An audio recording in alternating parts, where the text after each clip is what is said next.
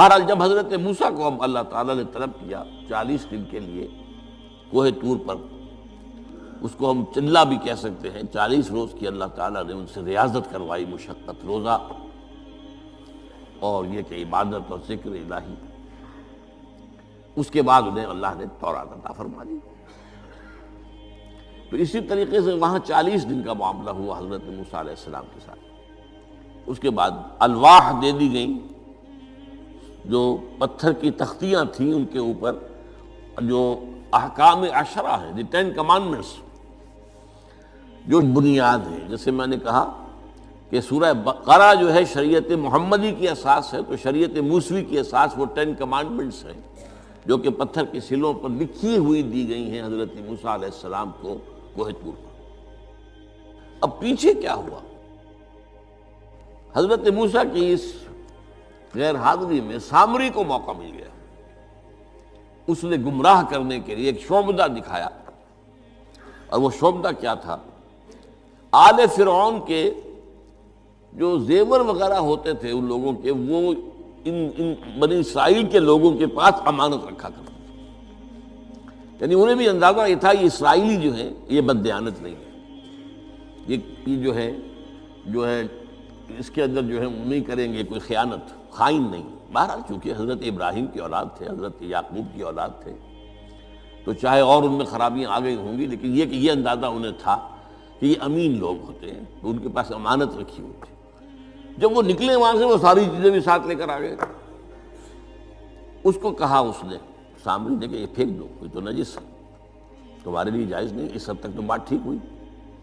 پھر ان کو پگھلا کر اور ایک بچڑے کی شکل بنا لی، اور اس کے اندر ایسا کچھ میکینزم رکھا کہ اس میں سے ہوا گزرتی تھی، اندر سے کھوکھلا تھا، تو آواز ایسی آتی تھی جیسے کہ بچڑا ڈکرا رہا ہو۔ انہوں نے کہا یہ ہے تمہارا خدا۔ یہ موسیٰ کو تو مغالطہ لگا ہے، کس غلطی فہمی کے اندر وہ پڑ گئے ہیں، کہاں گئے ہیں، کس خدا کے پاس گئے ہیں، یہ خدا تو یہ ہے تمہارا خدا، اسے پوجو۔ بہرحال وہاں کچھ لوگ جو ہے کافی بڑی تعداد میں لوگوں نے پرستی شروع کر دی۔ اب جب اللہ نے بتایا اے موسیٰ تمہاری قوم پیچھے فتنے میں پڑ چکی ہے، اور اس کی بھی ایک عجیب بات ہے، اس بتائی دوں آپ کو کہ حضرت موسیٰ کے لیے جو اللہ نے وقت معین کیا تھا کوہ طور پر آنے کا، آپ اس وقت مقرر سے پہلے پہنچ گئے۔ شوق اللہ نے ایکسپلینیشن کال کی، یہ سورہ طٰہٰ میں موجود ہے۔ ما اعجلک عن قومک یا موسیٰ، موسیٰ یہ تم اپنی قوم کو چھوڑ کر جلدی کیوں آ گئے؟ ابھی تو وہ وقت معین نہیں آیا، کیوں آ گئے؟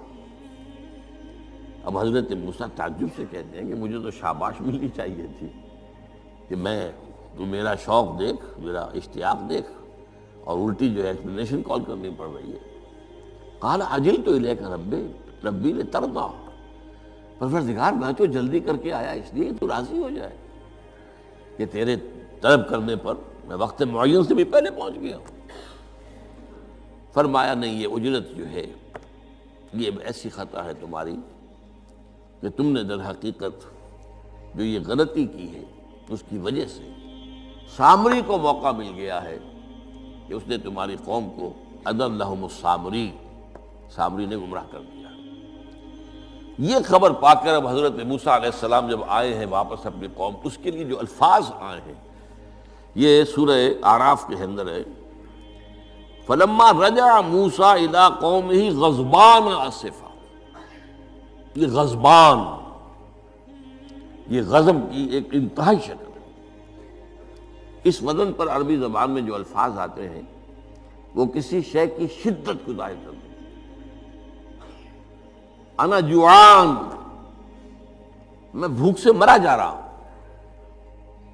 انا عطشان، میں پیاس سے مرا جا رہا ہوں۔ اسی طرح رحمان، جس میں رحم جو ہے وہ ٹھاٹھے مارتے سمندر کے مانند ہے۔ تو اس وزن پر جو الفاظ آتے ہیں اسی وجہ سے غضبان، تو میں کہہ رہا تھا یہ ہے جلالی طبیعت حضرت موسیٰ علیہ السلام کی، کہ انہیں جب یہ اندازہ ہوا کہ میری قوم کے کچھ لوگ جو ہیں وہ اس طریقے سے گمراہ ہو گئے، مشرک ہو گئے، وہ شرک بھی جلی شرک، خفی شرک نہیں، باقاعدہ ایک پرستش جو ہے ہو رہی ہے ایک بچڑے کی اسے خدا مانا جا رہا ہے. اسفا بہت ہی متاسف. اب یہ دو الفاظ آ گئے، غضبان اسفا، ایک جانب غضبناک اور دوسری طرف انتہائی افسوس اور رنج کی کیفیت. چنانچہ وہاں آ کر جو الفاظ قرآن مجید میں آئے ہیں اسی جلالی طبیعت کا مظہر. وَأَلْقَى الْأَلْوَاحَ، وہ جو لے کر آئے تھے تختیاں وہ تو آپ نے ڈال دی.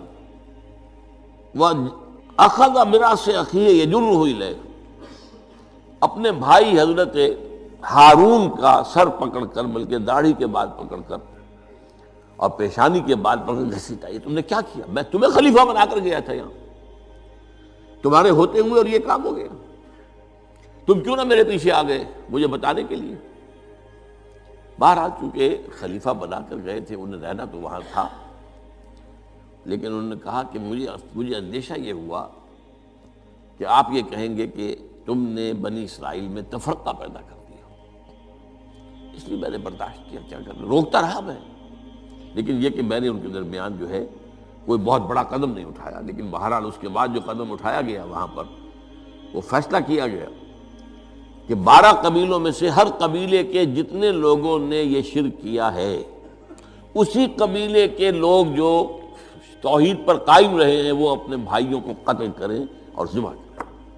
تو تورات کی روایت کے مطابق 70,000 یہودی قتل ہوا، اور یہیں سے قتل مرتد کی سزا اسلام میں یہ قتل ہے. یہ سب بات لوگ کہتے ہیں جو منکرین حدیث ہیں آج کل اور روشن خیال ہیں، اور جو اپنی روشن خیالی کا جو سند لینا چاہتے ہیں مغرب سے. تو مغرب کا تصور تو یہ ہے کہ یہ انسانی حقوق میں سے ہے. ایک مسلمان ہے، اسے اگر عیسائیت پسند آ گئی عیسائی ہو جائے، اس کا حق ہے، تو کوئی مجرم تو نہیں. یہ تمہاری شریعت میں یہ کہ قتل کر دیا جائے، یہ تو در حقیقت جو بنیادی حقوق ہے انسان کے اس کے خلاف ہے. اسی طریقے سے ایک مرد اور ایک عورت رضامندی سے زنا کرتے ہیں، آپ کو کیا اعتراض ہے؟ جو ان کا حق ہے. ہاں مائنر نہ ہو، چھوٹے نہ ہو، نابالغ سے زنا نہ کیا گیا ہو، جبر نہ کیا جائے. جبر کریں گے تو مجرم ہو جائیں گے، لیکن اگر رضا کے ساتھ باہمی رضامندی سے وہ کرتے ہیں یہ زنا تو کوئی جرم نہیں ہے، ان کی مرضی ہے. تو یہ سارا تصور جو ہے حقوق انسانی کا، جس طرح کا ایک مبالغہ آمیز تصور دنیا میں ہو گیا ہے، اس کی روح سے ہمارے ہاں بھی جو لوگ ہیں جو انہی کو ماڈل بنا رہے ہیں اب، تو وہ کہتے ہیں کہ جناب قرآن میں کہاں ہے مرتد کی سزا، اس طرح قرآن میں کہاں رجم کی سزا. تو یہ جان لیجئے کہ یہ دونوں سزائیں حضور نے اپنی سنت کے ذریعے سے نافذ کی ہیں، لیکن اخذ کی ہیں تورات سے. ظاہر بات ہے کہ حضور سے پہلے جو شریعت موسوی تھی وہ لاگو تھی. یہودیوں کے لیے شریعت موسوی تھی، آج تک بھی ہے. عیسائیوں کے لیے بھی حضرت مسیح یہی کہہ کر گئے تھے کہ یہ نہ سمجھنا کہ شریعت موسوی کو ختم کرنے آیا ہوں میں. Law of Moses, don't think I have come to destroy law. This law of Moses will be applicable to you. وہ تو سینٹ پال نے ختم کیا. اور آج کی عیسائیت جو ہے یہ عجیب مذہب ہے جس میں کوئی قانون ہے ہی نہیں.